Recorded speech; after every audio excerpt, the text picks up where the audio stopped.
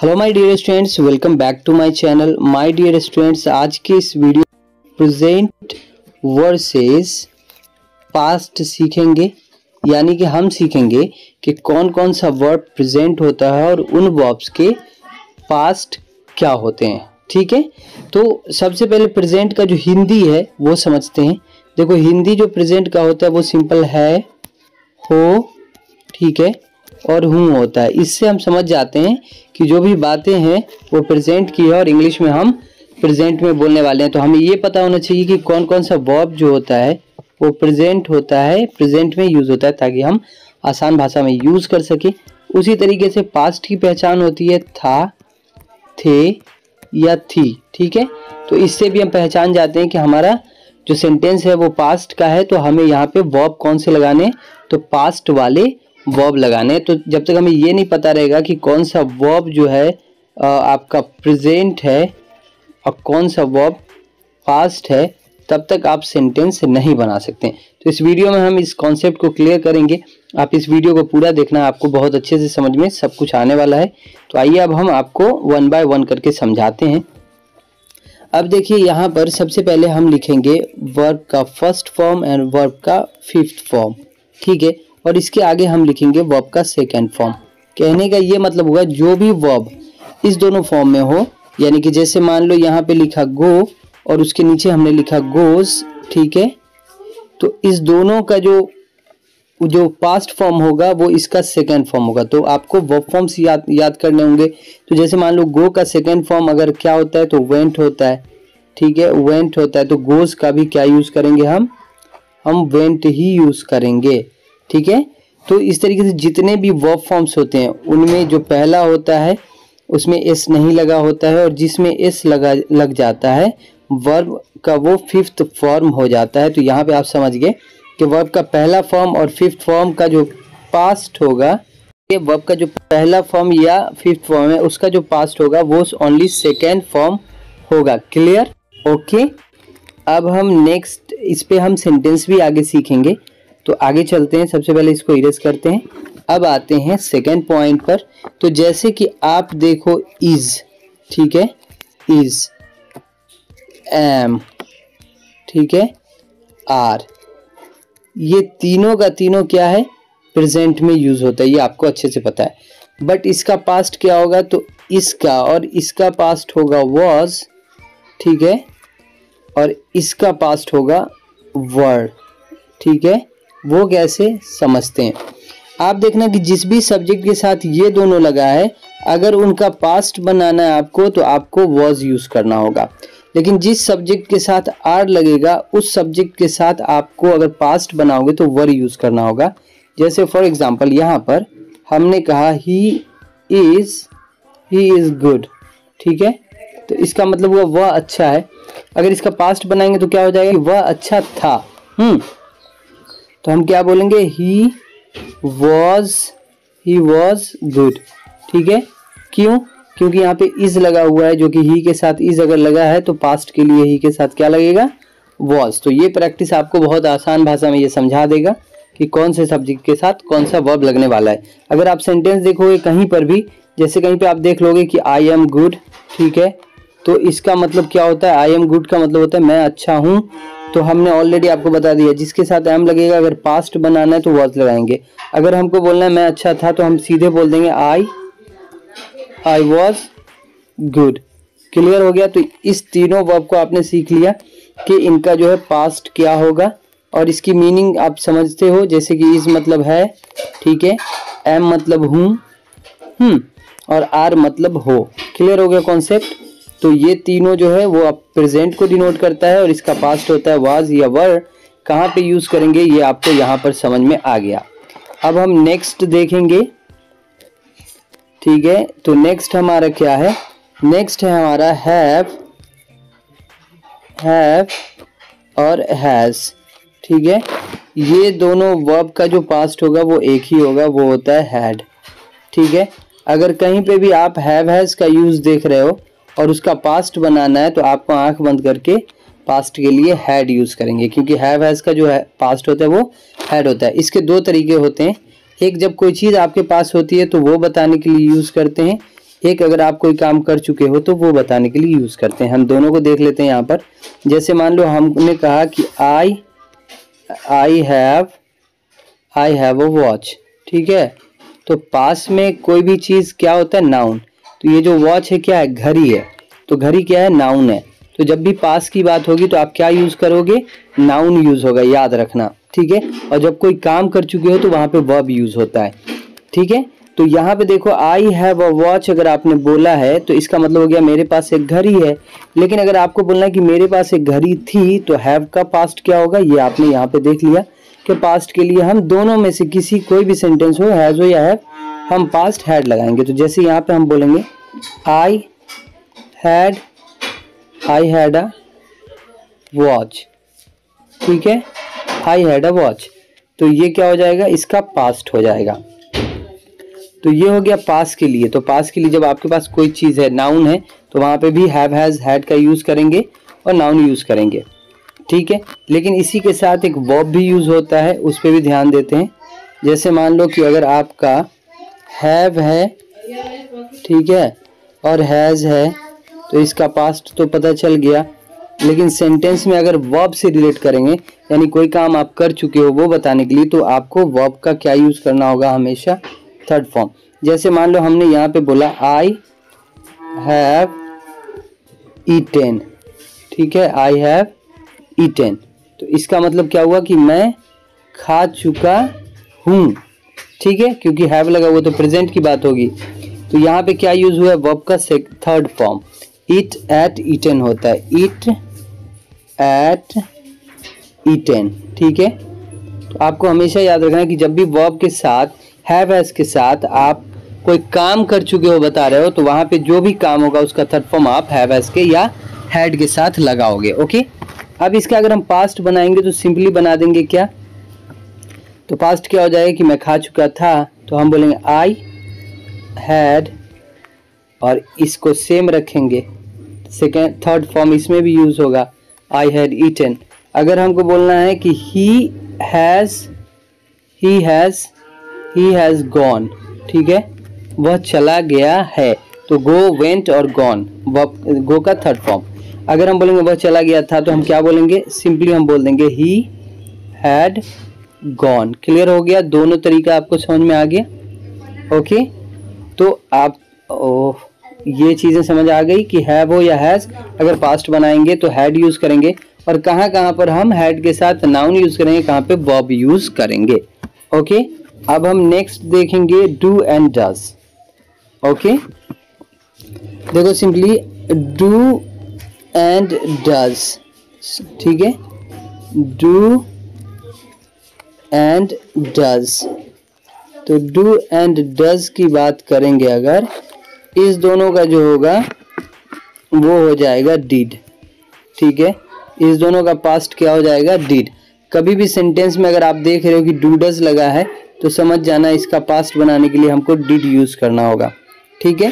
तो ये भी प्रेजेंट को डिनोट करता है। जैसे यहाँ पे देखो हमने कहा I don't laugh, I don't laugh, मैं नहीं हंसता हूं। और अगर इसका पास्ट बनाएंगे तो क्या होगा, मैं नहीं हंसा, ओके। अब अगर हमको बोलना है कि इसका अगर पास्ट बोलेंगे तो क्या बोलेंगे, मैं नहीं हंसा, तो हम इसके लिए बोलेंगे आई डिडंट लाफ, ठीक है, आई डिडंट लाफ, ठीक है। अगर यहाँ पे हम बोल दें कि he doesn't प्ले, ठीक है, तो इसका मतलब हो जाएगा कि वह नहीं खेलता है। अगर इसका पास्ट बोलेंगे तो क्या हो जाएगा कि वह नहीं खेला, तो हम सिंपली बोलेंगे he didn't play। क्लियर हो गया। तो आप समझ गए कि यहाँ पर अगर डू डज है तो उसके पास्ट के लिए हम क्या यूज करेंगे, हम सिंपली डिड यूज करेंगे, ओके। चलिए अब नेक्स्ट देखते हैं। तो नेक्स्ट है हमारा शैल एंड विल, ठीक है। तो यहाँ पर सबसे पहले शैल देखते हैं। शैल का होता है शुड, ठीक है। और विल जो है उसका होता है वुड। ठीक है, तो इस वुड के कई यूजेस हैं, शुड के कई यूजेस हैं, बट हम यहाँ पे ये देख लेते हैं कि इस दोनों की मीनिंग में शैल का अगर पास्ट होगा तो वो शुड होगा, विल का पास्ट होगा तो वुड होगा। क्लियर हो गया। और ये जो शैल और विल है, तो यहाँ पे शैल का हो जाता है शुड और विल का हो जाता है वुड। ठीक है, तो ये पास्ट है। अब हम देखते हैं ये शैल और विल जो है ये क्या है, ये फ्यूचर को डिनोट करता है। जैसे मान लो हम कहीं पे बोलते हैं और शैल का यूज आई के साथ होता है और वी के साथ। ठीक, तो जैसे हमने कहा कि आई शैल गो, तो इसका मतलब हुआ कि मैं जाऊंगा, इसका मतलब हुआ कि मैं जाऊंगा। ठीक है, और अगर हम बोलते हैं इस शुड की मीनिंग होती है चाहिए। ठीक है, चाहिए, बट क्या चाहिए, कोई काम करना चाहिए। जैसे हमने कहा I should play, I should play मतलब मुझे, ये आई है ये, तो आई शुड प्ले का मतलब होता है मुझे खेलना चाहिए। ठीक, हम एक बार इरेज कर देते हैं इसको। यस, देखो यहाँ पर कि आई शैल गो, मैं जाऊंगा, और आई शुड प्ले, तो इसका मतलब हो जाएगा मुझे खेलना चाहिए। उसी तरीके से अगर हम बोलेंगे यू विल प्ले, तो क्या होगा, इसका मतलब तुम खेलोगे। ठीक है, इसका मतलब हो जाएगा तुम खेलोगे। और वुड का जो यूज है वो अलग अलग तरीके से है। ठीक है, जैसे हम देखें तो वुड का यूज कंडीशनली भी यूज होता है और आप पास, जैसे कि हम यहाँ पे अगर बोलते हैं अगर मेरे पास पैसा होता तो मैं तुम्हें दे देता, तो हम बोलेंगे if I had money I would have given you। ठीक है, I would have given you। Clear हो गया। तो कंडीशनली यूज करते हैं हम वुड का, और भी इसके कई यूजेस हैं, तो हम अभी आपको लाइट वे में लेके चलेंगे, सिर्फ ये समझाएंगे कि किसका कौन पास्ट है और कहाँ पर, एक एक एग्जाम्पल पे। फिर धीरे धीरे जो है अलग अलग चैप्टर्स पे जो है बात करेंगे, डीपली जाएंगे। ओके, चलिए नेक्स्ट देखेंगे हम लोग। तो नेक्स्ट है हमारा, अगर हम मे की बात करेंगे तो मे का पास्ट अगर आपसे कोई पूछेगा, आप आंख बंद करके कह देना माइट। मे का पास्ट होता है माइट। ओके, तो इतनी चीज क्लियर हो गई आपकी कि कौन सा पास्ट, कौन से वर्ब का क्या पास्ट होता है। ठीक है, अब हम आगे देखेंगे कुछ एग्जांपल्स साथ ही सेंटेंसेस से रिलेटेड, जिससे और क्लियर होगा कॉन्सेप्ट।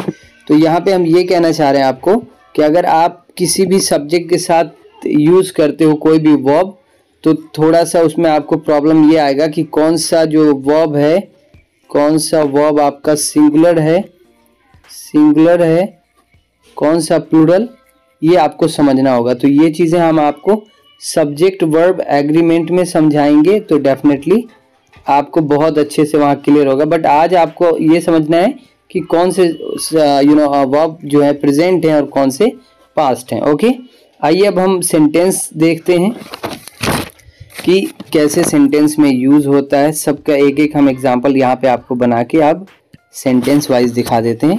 तो जैसे मान लो कि अगर आई एम है, ठीक है, आप बोलो, तो इसका पास्ट क्या होगा, सिंपली आई वॉज होगा। ठीक है, अगर ही इज़ है, तो इसका पास्ट क्या होगा, तो सिंपली इसका पास्ट हो जाएगा ही वॉज। ठीक है, अगर यू आर है, तो इसका पास्ट क्या हो जाएगा, यू वर। ठीक है, उसके बाद अगर हम यहाँ पे लिख देते हैं आई हैव, तो इसका पास्ट क्या होगा? इसका पास्ट हो जाएगा आई हैड। अगर हम लिखते हैं ही हैज़, तो इसका पास्ट क्या होगा? He had. क्लियर हो रहा है? ओके। उसके बाद देखेंगे, अगर हमने कहीं पे लिखा है आई सी, तो इसका पास्ट क्या हो जाएगा? आई, वर्ब का सेकेंड फॉर्म सॉ। ठीक। अगर कहीं पे आप देखते हो कि आई डू है, तो इसका पास्ट क्या हो जाएगा? I did. ठीक। उसी तरीके से अगर हम देखें कि कहीं पे लिखा हुआ है आई वॉन्ट, ठीक है, आई वॉन्ट, तो इसका पास्ट क्या होगा? इसका पास्ट हो जाएगा I wanted, I wanted. Clear हो गया? तो यहाँ पे फर्स्ट देखो, सेकेंड, थर्ड, फोर्थ, फिफ्थ, उसके बाद इसका ये है, इसका ये है, ठीक है। आई वॉन्ट का यहाँ पे देख लो तो वॉन्टेड हो जाएगा। क्लियर? आगे देखते हैं। ओके। अब अगर हम यहाँ पे लिख रहे हैं आई शैल, तो इसका क्या होगा? I should. अगर हम लिखते हैं यू विल, तो इसका हो जाएगा यू वुड। क्लियर हो गया? चलिए, अगर यहाँ कहीं पे लिखा हुआ ही में, इसका पास्ट हो जाएगा he might, he might. Okay. Next कुछ एग्जांपल देख लेते हैं यहाँ पर। तो जैसे अगर हमने लिखा, मान लीजिए कि यू नीड, तो इसका पास्ट क्या हो जाएगा? You needed, you needed. अब आपको बस इतना समझना है कि ये प्रेजेंट वाला जब भी आप सेंटेंस बनाओगे तो वो है, हो या हूँ बताएगा, और ये पास्ट वाला जब भी बनाओगे तो आपका था, थे या थी बताएगा। तो आप समझ जाओगे कि ये हमारा प्रेजेंट, ये हमारा पास्ट है और ये हमारा प्रेजेंट है। तो आपको ये वीडियो कैसा लगा, कितनी बातें आपको समझ में आई, कमेंट बॉक्स में ज़रूर बताइएगा। साथ ही साथ आप अगर नए हैं तो हमारे चैनल को सब्सक्राइब ज़रूर कर लीजिए। सब्सक्राइब करके बेल आइकन को दबा दीजिए ताकि जब भी मैं वीडियो डालूँ उसके नोटिफिकेशन आप तक सबसे पहले पहुंच जाए। वीडियो को लाइक एंड शेयर करना मत भूलिएगा, क्योंकि ढेर सारे पॉइंट्स हैं जो हम आपको आसान भाषा में समझाने की कोशिश करेंगे एंड डेफिनेटली कॉन्सेप्ट आपका अच्छे से क्लियर होगा। मिलते हैं नेक्स्ट वीडियो में एक नई टॉपिक के साथ। तब तक के लिए बाय बाय।